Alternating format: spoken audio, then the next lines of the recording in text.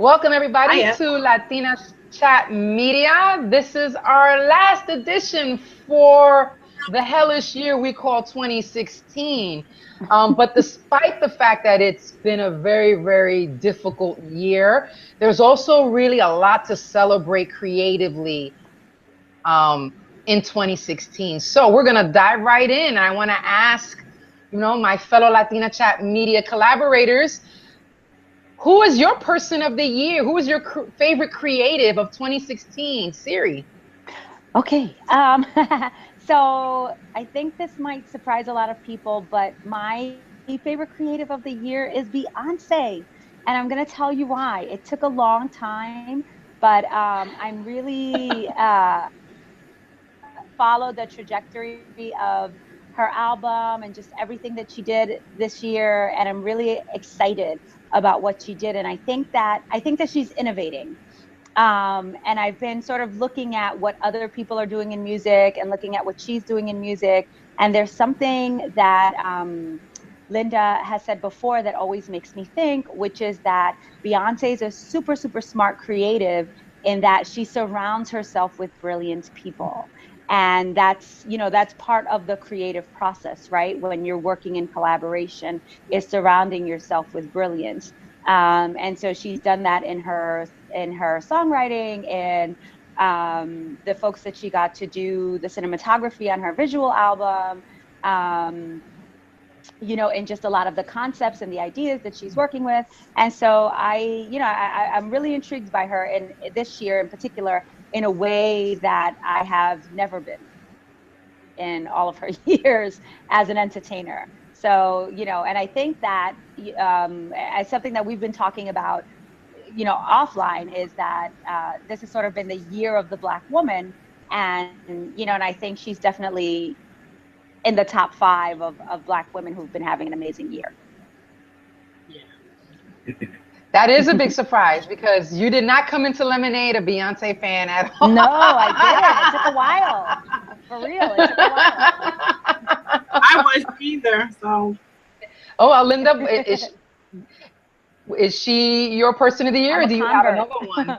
I'm a little torn because this is Latinas Chat Media, so I try to think about it as, I have to have a Latino in here. Honestly, Siri said it all. Beyonce hit it out the park, man. She really impressed the hell out of me. And this is coming from someone who found fault in everything she did. I was so surprised, and it's so well done. And I think everybody needs to take a lesson from that book, because she did it exactly the way we should be doing it. Surrounding ourselves with brilliance, picking the best people in every area, and coming together and making this, beautiful projects like this. But I'm gonna say that Lin-Manuel Miranda is for me someone that we really should be very proud of. The accomplishments. Hamilton is huge. Yeah. I think it's going to continue on for a very long time. I didn't get a chance to see it. Matt, my son, saw it, and I'm so happy he saw it with the original cast. I'm jealous, but I have to the soundtrack a lot, and I'm really impressed. And I watch his interviews, and there's a spirit in him that I really do love. And I just recently I saw a Hollywood Reporter with him, Glover, Issa Rae. Oh yeah, the guy who wrote La La Land. These people are brilliant, but he to me, out of all of them, seemed the most intelligent, the most well-spoken, the one who got it. There's an energy there when he speaks that gets me so excited. So yes, for me, it's Lin-Manuel Miranda. He did an incredible job on that show. Maria.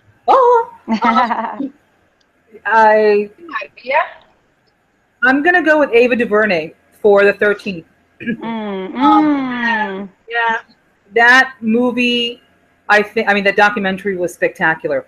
Not only do I appreciate the way she was able to get into a partnership with Netflix on her terms, but the way she framed all the history, and it was just riveting and powerful and important, and I mean, she blew me away with that. And these times, especially, this is the kind of content that changes perspectives and gets people involved, and it's so necessary right now. So for me, it's Ava. Nice. And I agree with you. My vote goes to Ava. And there was a lot of people we could choose. I was struggling because I was thinking Ava or maybe Barry Jenkins, because I mean, Moonlight is, you know, phenomenal and groundbreaking at every level. But I'm going with Ava because not only because, and she's been, her array movement has been going for a while. So that is the activism of the images that she's creating, and she's supporting a lot of other creatives across other people of color. But between 13th and Queen Sugar, and what I particularly love about Queen Sugar, and I think a lot of the Black shows this year did this, but I particularly like the way she did it the most, is the way they interwove really interesting characters, really interesting storylines, but really wove in time. So like in Queen Sugar, you have one of the characters is a Black Lives Matter activist, and you know that's a show based on a book.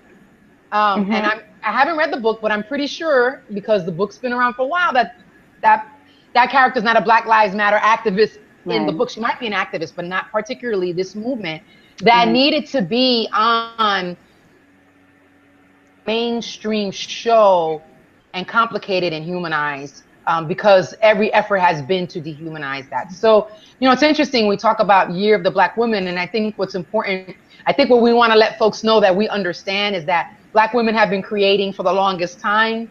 They, oh, we lost audio. While being locked out of these institutions, they still create. And a lot of times they don't get credit until, you know, a white woman culturally appropriates it.